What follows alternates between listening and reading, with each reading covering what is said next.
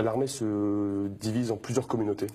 On va retrouver une communauté d'Africains, d'Afrique subsaharienne, une communauté de maghrébine, une communauté turque, une communauté juive aussi, et au milieu de tout ça, une communauté de personnes dites européennes, qui n'a aucune valeur, aucun poids, rien du tout. Et cette communauté centrale est influencée par tous ces petits satellites qui font pression aussi sur l'état-major, sur les ordres. Et cette communauté qui est donc générale, communauté de Français, est obligée de subir tout ça. Bien, par exemple, sur théâtre d'opération extérieure, nous étions 4 par chambrée. Et dans ma chambre, il se trouve qu'il y avait une personne d'origine sénégalaise de confession musulmane. Et cette personne était première classe, donc le grade le plus bas du militaire du rang. Et quand il faisait ses prières, il mettait tout le monde dehors. Et dans la chambre, il y avait un sergent, un sous-officier, supérieur hiérarchique. C'était le chef de groupe et il le mettait dehors pour pouvoir faire sa prière tranquillement. Et avec cette même personne, on avait un frigo par chambre. Et j'ai eu la mauvaise idée de mettre du porc dans le frigo. Et il est venu me voir pour me demander de retirer le porc de là où il mettait sa nourriture.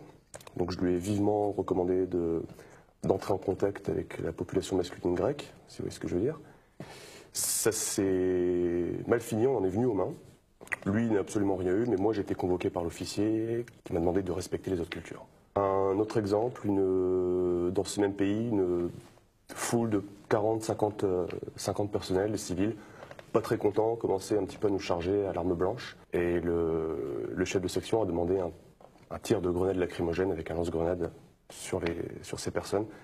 Et le tireur de cette arme-là était un Camerounais, il me semble. Il n'a pas voulu tirer en disant « je ne tire pas sur mes frères ». Un des personnels du véhicule a pris le lance-grenade, a tiré à sa place, et immédiatement il s'est fait frapper, alors qu'il était supérieur hiérarchique. Celui qui devait tirer était première classe, celui qui a tiré était caporal, mais il s'est quand même fait frapper, en disant « tu ne tires pas sur mes frères, tu ne tires pas sur mon peuple ». Et quelle a été la réaction des supérieurs? Aucune. Aucune réaction. C'est une attitude qui, par le passé, aurait été très sévèrement réprimée? Par le passé, oui. L'armée actuelle est en sous-effectif, recrute n'importe qui, et ne peut pas se permettre de faire sortir de l'institution ces personnes-là. Sinon, les effectifs de l'armée seraient largement réduits.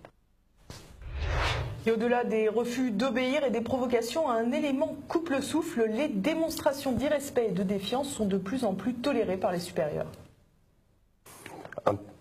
Première classe, un peu musclée, venant d'une cité un petit peu chaude de Paris, pourra aisément faire plier les décisions de l'officier supérieur. Ils ont peur. Mais peur de quoi? Peur de la violence, peur de se faire taxer de certains mots. Si vous avez une querelle avec une personne d'origine subsaharienne ou turque ou n'importe quoi, vous aurez une querelle avec toutes les personnes d'origine subsaharienne ou turque. Et si ça ne suffit pas, vous aurez les personnes subsahariennes et les personnes turques. Vous aurez tout le monde. En revanche, la communauté européenne, ah non, là il n'y a aucune cohésion du tout. Dans la mesure où vous considérez que le problème numéro 1, visiblement d'après votre discours, du communautarisme concerne essentiellement les musulmans, est-ce qu'on peut légitimement se poser la question de la fidélité de ces effectifs dans le cas d'une opposition contre des populations musulmanes? Je pense que le jour où ça arrivera, ces personnes-là ne seront pas fidèles à leur uniforme. On a déjà eu des signes, mais encore une fois, les états-majors ne veulent pas voir, ils ferment les yeux. C'est plus facile pour eux de faire comme si tout allait bien. Alors qu'à l'intérieur, tout va extrêmement mal.